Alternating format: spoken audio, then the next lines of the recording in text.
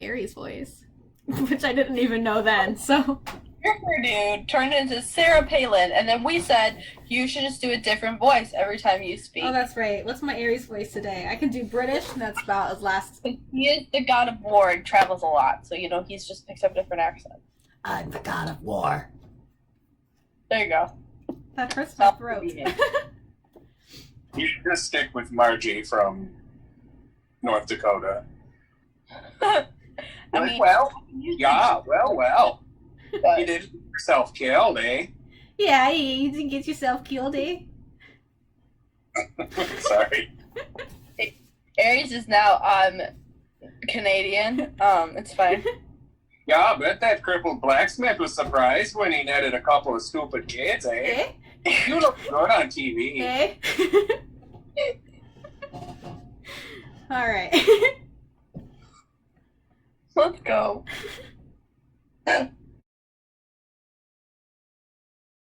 Chapter 16. We take a zebra to Vegas. The war god was waiting for us in the diner parking lot. Well, he said, you didn't get yourself killed. You knew it was a trap, I said. Aries gave me a wicked grin. Bet that crippled blacksmith was surprised when he netted a couple of stupid kids. You look good on TV. I shoved his shield at him. You're a jerk. Annabeth and Grover caught their breath. Aries grabbed the shield and spun it in the air like pizza dough. It changed form, melting into a bulletproof vest. He slung it across his back. See that truck over there? He pointed to an 18-wheeler parked across the street from the diner. That's your ride. Take you straight to LA with one stop in Vegas.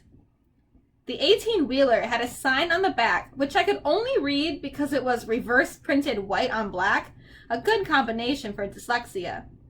Kindness International, Humane Zoo Transport. Warning, live wild animals. I said, you're kidding. Aries snapped his fingers. The back door of the truck unlatched. Free ride rest, punk. Stop complaining. And here's a little something for doing the job. He slung a blue nylon backpack off his handlebars and tossed it to me. Inside was a fresh pair of clothes for all of us, $20 in cash, a pouch full of gold drachmas, and a bag of double-stuffed Oreos. I said, I don't want your lousy... Thank you, Lord Aries. Grover interrupted, giving me his best red alert warning look. Thanks a lot. I gritted my teeth. It was probably a deadly insult to refuse something from a god, but I didn't want anything that Aries had touched. Reluctantly, I slung the backpack over my shoulder. I knew my anger was being caused by the war god's presence, but I was still itching to punch him in the nose. He reminded me of every bully I'd ever faced. Nancy Bobofit, Clarice, Smelly Gabe, sarcastic teachers, every jerk who called me stupid in school or laughed at me when I'd gotten expelled. I looked back at the diner, which had only a couple of customers now. The waitress who served us dinner was watching nervously out the window, like she was afraid Aries might hurt us. She dragged the fry cook out from the kitchen to see. She said something to him. He nodded, held up a little disposable camera, and snapped a picture of us.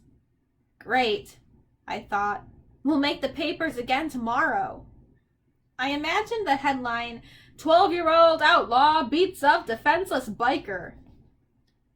You owe me one more thing, I told Aries, trying to keep my voice level. You promised me information about my mother. You sure you can handle the news? He kick-started his motorcycle. She's not dead. The ground seemed to spin beneath me. What do you mean? I mean, she was taken away from the Minotaur before she could die. She was turned into a shower of gold, right? That's metamorphosis, not death. She's being kept. Kept? Why? You need to study war, punk. Hostages. You take somebody to control somebody else. Nobody's controlling me. He laughed. Oh yeah? See you around, kid. I balled up my fists. You're pretty smug, Lord Ares, for a guy who runs from Cupid statues. Behind his sunglasses, fire glowed. I felt a hot wind in my hair. We'll meet again, Percy Jackson. Next time you're in a fight, watch your back. He revved his Harley, then roared off down Delancey Street. Annabeth said, That was not smart, Percy. I don't care. You don't want a god as your enemy, especially not that god. Hey, guys. Grover said. I hate to interrupt, but, He pointed toward the diner. At the register, the last two customers were paying their check. Two men in identical black overalls, with a white logo on their backs that matched the one on the Kindness International truck. if we're taking the Zoo Express, Grover said. we need to hurry. I didn't like it, but we had no better option. Besides, I'd seen enough of Denver. We ran across the street and climbed in the back of the big rig, closing the doors behind us. The first thing that hit me was the smell. It was like the world's biggest pan of kitty litter. The trailer was dark inside until I uncapped Anaclusmos. The blade cast a faint bronze light over a very sad scene. Sitting in a row of filthy metal cages were three of the most pathetic zoo animals I'd ever beheld. A zebra, a male albino lion, and some weird antelope thing I didn't know the name for. Somebody had thrown the lion a stack of turnips, which he obviously didn't want to eat. The zebra and the antelope had each gotten a styrofoam tray of hamburger meat. The zebra's mane was matted with chewing gum, like somebody had been spitting on it in their spare time. The antelope had a stupid silver birthday balloon tied to one of its horns that read, "Over the hill." Apparently, nobody had wanted to get close enough to the lion to mess with him, but the poor thing was pacing around on soiled blankets in a space way too small for him, panting from the stuffy heat of the trailer. He had flies buzzing around his pink eyes, and his ribs showed through his white fur.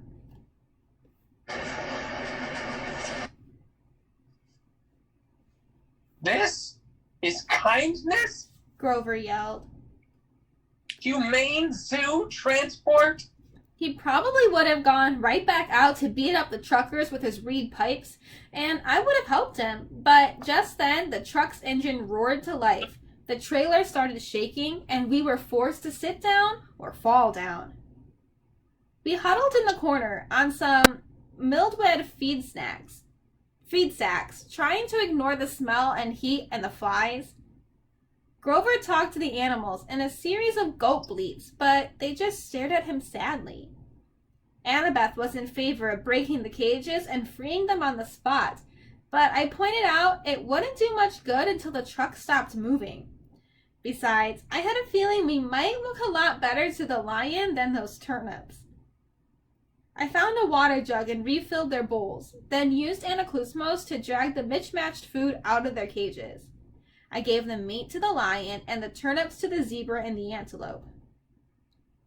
Grover calmed the antelope down, while Annabeth used her knife to cut the balloon off his horn. She wanted to cut the gum out of the zebra's mane too, but we decided that would be too risky with the truck bumping around. We told Grover to promise the animals we'd help them more in the morning, then we settled in for the night. Grover curled up on a turnip sack. Annabeth opened our bag of double-stuffed Oreos and nibbled on one half-heartedly. I tried to cheer myself up by concentrating on the fact that we were halfway to Los Angeles, halfway to our destination. It was only June 14th. The solstice wasn't until the 21st. We can make it in plenty of time. On the other hand, I had no idea what to expect next. The gods kept toying with me. At least Hephaestus had the decency to be honest about it. He put cameras and advertised me as entertainment. But even when the cameras weren't rolling, I had a feeling my quest was being watched. I was a source of amusement for the gods. Hey, Annabeth said.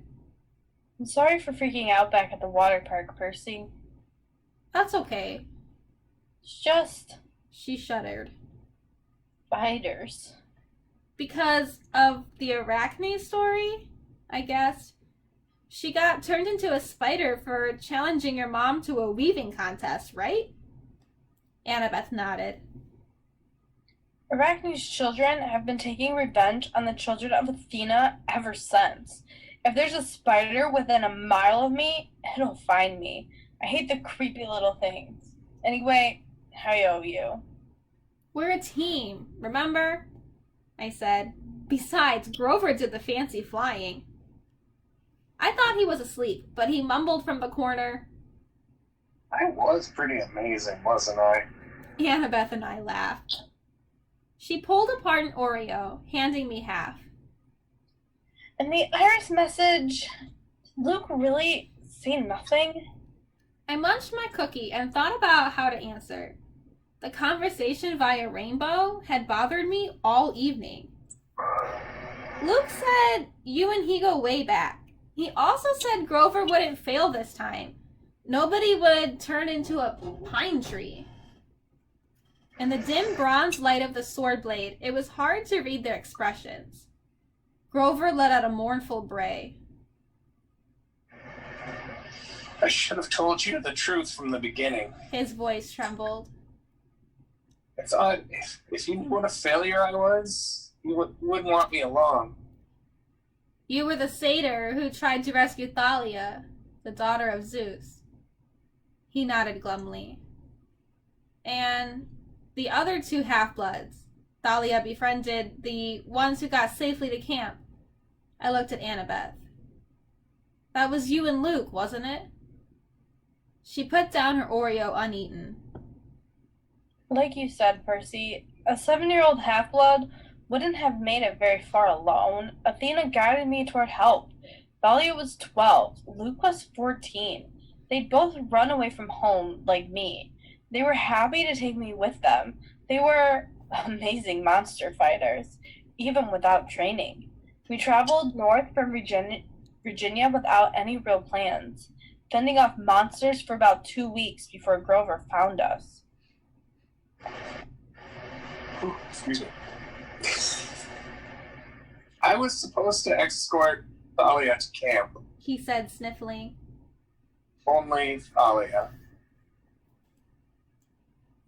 I had strict orders from Chiron. Don't do anything that would slow down the rescue. We knew Hades was after her, see, but I couldn't just leave Luke and Annabeth by themselves. I thought I could lead all three of them to safety. It was my fault the kindly ones caught up with us. I froze. I got scared on the way back to camp and took some wrong turns. If I'd just been a little quicker. Stop it. Annabeth said.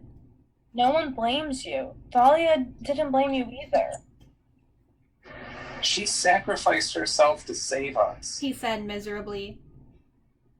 Her death was my fault. The Council of Cloven Elders said so. Because you wouldn't leave two other half-bloods behind? I said.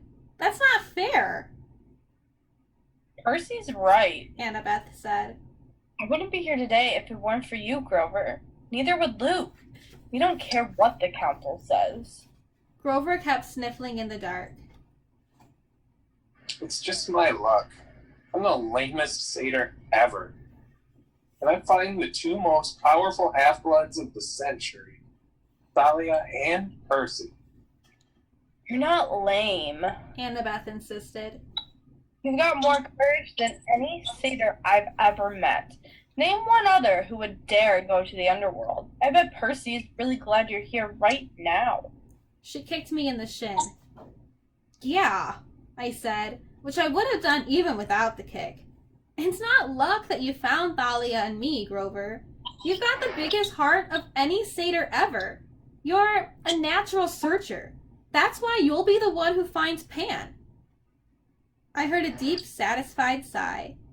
I waited for Grover to say something, but his breathing only got heavier.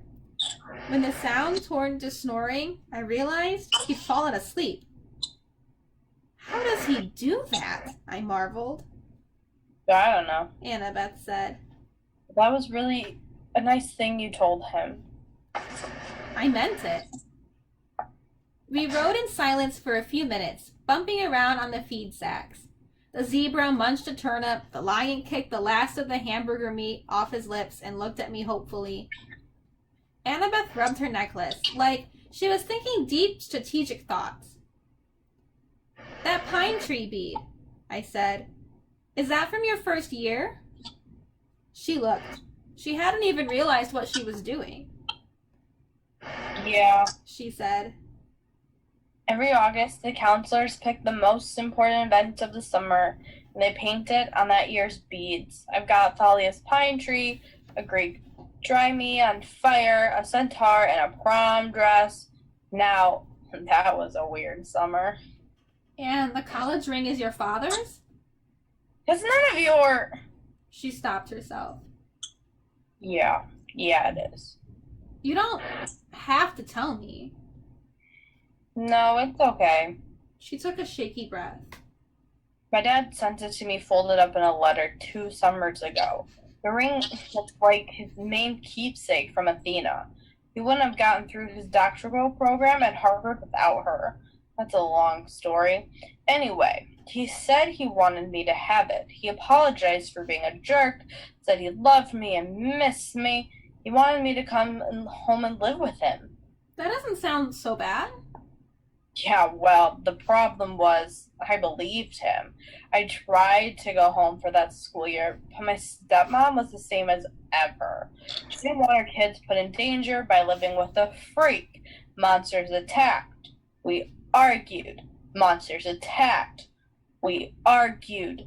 I didn't even make it through winter break. I called Chiron and came right back to Camp Half-Blood. You think you'll ever try living with your dad again? She wouldn't meet my eyes. Please, I'm not into self-inflicted pain. You shouldn't give up, I told her. You should write him a letter or something.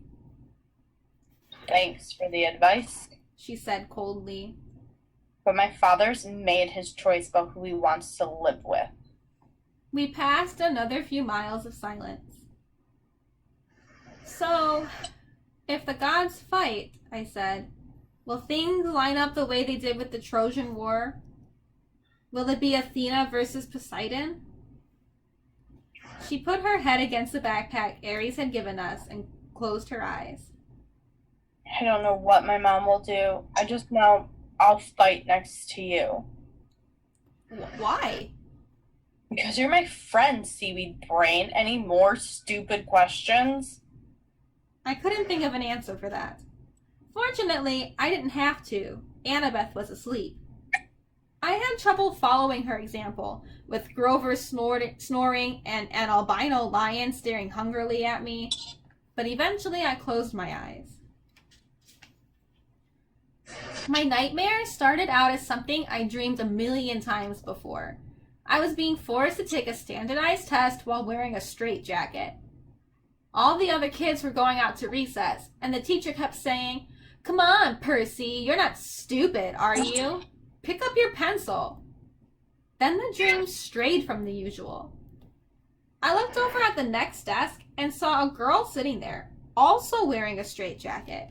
She was my age, with unruly black punk-style hair, dark eyeliner around her stormy green eyes, and freckles across her nose. Somehow, I knew who she was. She was Thalia, daughter of Zeus. She struggled against the straitjacket, glared at me in frustration, and snapped, "Well, seaweed brain, one of us has to get out of here." She's right, my dream self thought. I'm going back to the cavern. I'm going to give Hades a piece of my mind. The straitjacket melted off me. I fell through the classroom floor. The teacher's voice changed until it was cold and evil, echoing from the depths of a great chasm. "Percy Jackson," it said. "Yes, the exchange went well, I see." I went back in the dark cavern, spirits of the dead drifting around me. Unseen in the pit, the monstrous thing was speaking, but this time, It wasn't addressing me. The numbing power of its voice seemed directed somewhere else. And he suspects nothing? It asked. Another voice, one I almost recognized, answered at my shoulder. Nothing, my lord. He is as ignorant as the rest. I looked over, but no one was there. The speaker was invisible. Deception upon deception, the thing in the pit mused aloud. Excellent. Truly, my lord, said the voice next to me. You are well named the Crooked One. But was it really necessary? I could have brought you what I stole directly. You, the monster said in scorn. You have already shown your limits. You would have failed me completely had I not intervened. But, my lord, peace, little servant. Our 6 months have brought us much. Zeus's anger has grown. Poseidon has played his most desperate card, and now we shall use it against him. Shortly, you shall have the reward you wish, and your revenge, as soon as both items are delivered into my hands. But wait, he is here. What? The invisible servant suddenly sounded tense. You summoned him, my lord? No. The full force of the monster's attention was now pouring over me, freezing me in place. Blast his father's blood. He is too changeable, too unpredictable. The boy brought himself hither. Impossible, the servant cried. For a weakling such as you, perhaps, the voice snarled. Then its cold power turned back on me. So, you wish to dream of your quest, young half-blood? Then I will oblige. The scene changed. I was standing in a vast throne room with black marble walls and bronze floors. The empty, horrid throne was made from human bones fused together. Standing at the foot of the dais was my mother, frozen in shimmering golden light, her arms outstretched. I tried to step toward her, but my legs wouldn't move. I reached for her, only to realize that my hands were withering to bones. Grinning skeletons in Greek armor crowded around me, draping me with silk robes, wreathing my head with laurels that smoked with chimera poison burning into my scalp. The evil voice began to laugh. Hail, the conquering hero! I woke with a start. Grover was shaking my shoulder. The truck stopped, He said. I think they're coming to check on the animals. Hide. Annabeth hissed. She had it easy. She just put on her magic cap and disappeared. Grover and I had to dive behind feed sacks and hope we looked like turnips. The trailer doors creaked open. Sunlight and heat poured in. Man, one of the truckers said, waving his hands in front of his ugly nose. I wish I hauled appliances. He climbed inside and poured some water from a jug into the animals' dishes. You hot big boy? He asked the lion, then splashed the rest of his bucket right in the lion's face. The lion roared in indignation. Yeah, the man said. Next to me, under the turnip sacks, Grover tensed. For a peace-loving herbivore, he looked downright murderous. The trucker threw the antelope a squash-looking Happy Meal bag. He smiled at the zebra. How you doing, Stripes? Least we'll be getting rid of you this stop. You like magic shows? You're gonna love this one. They're gonna saw you in half. The zebra, wild-eyed with fear, looked straight at me. There was no sound, but as clear as day I heard it say, Free me, Lord, please. I was too stunned to react. There was a loud knock, knock, knock on the side of the trailer. The trucker inside with us yelled, What do you want, Eddie? A voice outside, it must have been Eddie's, shouted back, Maurice, what'd you say? What are you banging for? Knock, knock, knock. Outside, Eddie yelled, What banging? Our guy Maurice rolled his eyes and went back outside, cursing at Eddie for being an idiot. A second later, Annabeth appeared next to me. She must have done the banging to get Maurice out of the trailer. She said, This transport business can't be legal. No kidding. Grover said. He paused as if listening. The lion says these guys are animal smugglers. That's right, the zebra's voice said in my mind. We've got to free them, Grover said. He and Annabeth both looked at me, waiting for my lead. I had heard the zebra talk, but not the lion. Why? Maybe it was another learning disability. I could only understand zebras. Then I thought, horses. What had Annabeth said about Poseidon creating horses? Was a zebra close enough to a horse? Was that why I could understand it? The zebra said, Open my cage, Lord, please. I'll be fine after that. Outside, Eddie and Maurice were still yelling at each other, but I knew they'd be coming inside to torment the animals again any minute. I grabbed Riptide and slashed the lock off the zebra's cage. The zebra burst out. It turned to me and bowed. Thank you, Lord. Rover held up his hands and said something to the zebra in goat talk, like a blessing. Just as Maurice was poking his head back inside to check out the noise, the zebra leaped over him and into the street. There was yelling and screaming and cars honking. We rushed to the doors of the trailer in time to see the zebra galloping down a wide boulevard lined with hotels and casinos and neon signs. We'd just released a zebra in Las Vegas. Maurice and Eddie ran after it, with a few policemen running after them shouting, Hey, you need a permit for that!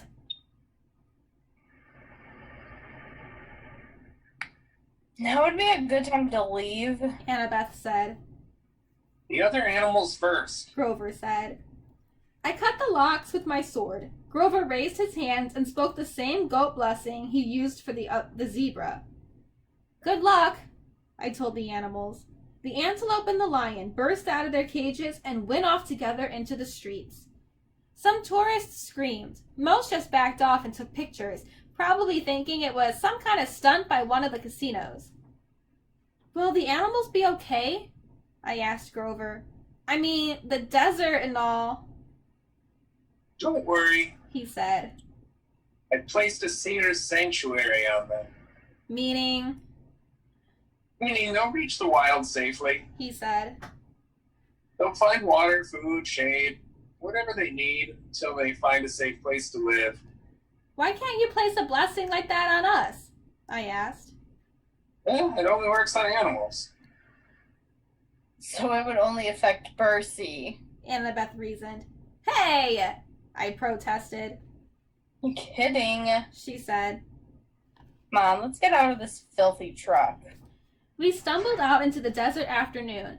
It was 110 degrees easy, and we must have looked like deep-fried vagrants. But everybody was too interested in the wild animals to pay us much attention. We passed the Monte Carlo and the MGM. We passed pyramids, a pirate ship, and the Statue of Liberty, which was a pretty small replica, but still made me homesick. I wasn't sure what we were looking for. Maybe just a place to get out of the heat for a few minutes, find a sandwich, a glass of lemonade, make a new plan for getting west. We must have taken a wrong turn, because we found ourselves at a dead end, standing in front of the Lotus Hotel and Casino. The entrance was a huge neon flower, the petals lighting up and blinking. No one was going in or out, but the glittering chrome doors were open, spilling out air conditioning that smelled like flowers. Lotus bloom, maybe. I never smelled one, so I wasn't sure. The doorman smiled at us. Hey kids, you look tired. You want to come in and sit down? I'd learned to be suspicious the last week or so. I figured anybody might be a monster or a god. You just couldn't tell. But this guy was normal. One look at him and I could see. Besides, I was so relieved to hear somebody who sounded sympathetic that I nodded and said we'd love to come inside. Inside, we took one look around and Grover said, Whoa! The whole lobby was a giant game room. And I'm not talking about cheesy old Pac-Man games or slot machines. There was an indoor water slide snaking around the glass elevator, which went straight up at least 40 floors. There was a climbing wall on the side of one building and an indoor bungee jumping bridge. There were virtual reality suits with working laser guns and hundreds of video games, each one the size of a widescreen TV. Basically, you name it, this place had it. There were a few other kids playing, but not that many. No waiting for any of the games. There were waitresses and snack bars all around, serving every kind of food you can imagine. "Hey!" a bellhop said. At least, I guessed he was a bellhop. He wore a white and yellow Hawaiian shirt with lotus designs, shorts, and flip-flops. "Welcome to the Lotus Casino. Here's your room key." I stammered, but... No, he said, laughing. "The bill's taken care of. No extra charges, no tips, just go on up to the top floor, room 4001. If you need anything like extra bubbles for the hot tub or skeet targets for the shooting range or whatever, just call the front desk. Here are your Lotus cash cards. They work in the restaurants and in all the games and rides." He handed us each a green plastic credit card. I knew there must be some mistake. Obviously, he thought we were some millionaire's kids. But I took the card and said, "How much is on here?" His eyebrows knit together. "What do you mean?" "I mean, when does it run out of cash?" He laughed. "Oh, you're making a joke. Hey, that's cool. Enjoy your stay." We took the elevator upstairs and checked out our room. It was a suite with 3 separate bedrooms and a bar stocked with candy, sodas, and chips. A hotline to room service, fluffy towels and water beds with feather pillows, a big screen television with satellite and high-speed internet. The balcony had its own hot tub, and sure enough, there was a skeet shooting machine and a shotgun so you could launch clay pigeons right out over the Las Vegas skyline and plug them with your gun. I didn't see how that could be legal, but I thought it was pretty cool. The view over the strip and the desert was amazing, though I doubted we'd ever find time to look at the view with a room like this. Oh, goodness. Annabeth said. This place is... Sweet! Grover said. Absolutely sweet. There were clothes in the closet, and they fit me. I frowned, thinking that this was a little strange. I threw Aries' backpack into the trash can. We wouldn't need that anymore. When we left, I could just charge a new one at the hotel store. I took a shower, which felt awesome after a week of grimy travel. I changed clothes, ate a bag of chips, drank 3 Cokes, and came out feeling better than I had in a long time. In the back of my mind, some small problem kept nagging me. I'd had a dream or something. I needed to talk to my friends, but I was sure it could wait. I came out of the bathroom and found that Annabeth and Grover had also showered and changed clothes. Grover was eating potato chips to his heart's content, while Annabeth cranked up the National Geographic channel. All those stations, and you turn on National Geographic? Are you insane? It's interesting. I feel good. Grover said. I love this place. Without even realizing it, the wings sprouted out of his shoes and lifted him a foot off the ground, then back down again. So what now? Annabeth asked. Leave? Grover and I looked at each other and grinned. We both held up our green plastic Lotus cash cards.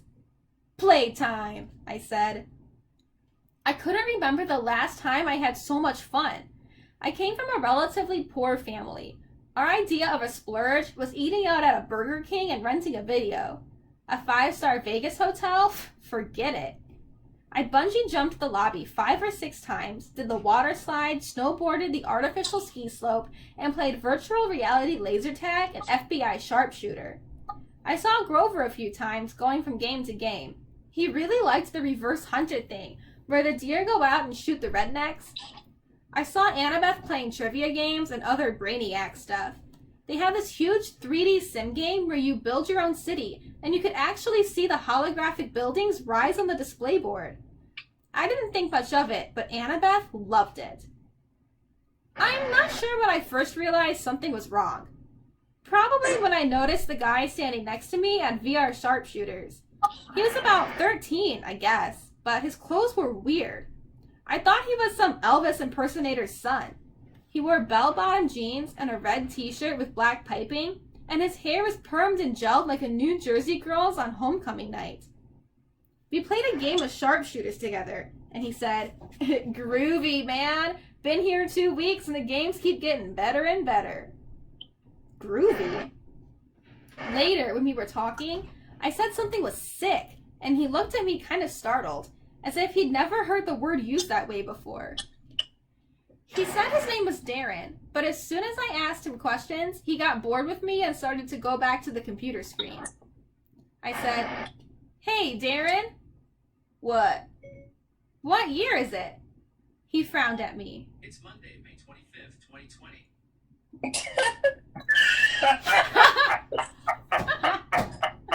Thank you. In the game? No, in real life. He had to think about it. 1977. No, I said, getting a little scared. Really? "Hey man, bad vibes. I got a game happening." After that, he totally ignored me. I started talking to people, and I found it wasn't easy. They were glued to their TV screen, or the video game, or their food, or whatever. I found a guy who told me it was 1985. Another guy told me it was 1993. They all claimed they hadn't been in here very long. A few days, a few weeks at most. They didn't really know, and they didn't care. Then it occurred to me. How long had I been here? It seemed like only a couple of hours, but was it? I tried to remember why we were here. We were going to Los Angeles. We were supposed to find the entrance to the underworld. My mother. For a second, I had trouble remembering her name. Sally Jackson. I had to find her. I had to stop Hades from causing World War III. I found Annabeth still building her city. "Come on," I told her. "We've got to get out of here." No response. I shook her. "Annabeth." She looked up annoyed. What? "We need to leave." Leave? What are you talking about? I've just got the towers. "This place is a trap." She didn't respond until I shook her again. What? "Listen, the underworld, our quest." Oh, come on, Percy. Just a few more minutes. "Annabeth, there are people here from 1977. Kids who never aged. You check in and you stay forever." So? She asked. Can you imagine a better place? I grabbed her wrist and yanked her away from the game. Hey! She screamed and hit me, but nobody else even bothered looking at us. They were too busy. I made her look directly in my eyes. I said, "Spiders. Large, hairy spiders." That jarred her. Her vision cleared. Oh my gods. She said, Long have we... "I don't know, but we've got to find Grover." We went searching and found him still playing virtual deer hunter. "Grover!" I shouted. He said, Sorry. Die, human! Die, silly, polluting, nasty person! "Grover!" He turned the plastic gun on me and started clicking as if I were just another image from the screen. I looked at Annabeth, and together we took Grover by the arms and dragged him away. His flying shoes sprang to life and started tugging his legs in the other direction as he shouted, No! I just got to a new level! No! The Lotus bellhop hurried up to us. "Well now, are you ready for your platinum cards?" "We're leaving," I told him. "Such a shame," he said, and I got the feeling that he really meant it, that we'd be breaking his heart if we went. "We just added an entire new floor of games for Platinum Card members." He held out the cards, and I wanted one. I knew that if I took one, I'd never leave. I'd stay here, happy forever, playing games forever, and soon I'd forget my mom and my quest and maybe my own name. I'd be playing virtual rifleman with groovy disco Darren forever. Grover reached for the card, but Annabeth yanked back his arm and said, No thanks. We walked toward the door, and as we did, the smell of the food and the sounds of the game seemed to get more and more inviting. I thought about our room upstairs. We could just stay the night, sleep in a real bed for once. Then we burst through the doors of the Lotus Casino and ran down the sidewalk. It felt like afternoon, about the same time of day we'd gone into the casino, but something was wrong. The weather had completely changed. It was stormy, with heat lightning flashing out in the desert. Aries' backpack was slung over my shoulder, which was odd because I was sure I had thrown it in the trash can of room 4001, but at the moment I had other problems to worry about. I ran to the nearest newspaper stand and read the year first. Thank the gods, it was the same year it had been when we went in. Then I noticed the date. June 20th. We had been in the Lotus Casino for 5 days. We had only 1 day left until the summer solstice. 1 day to complete our quest.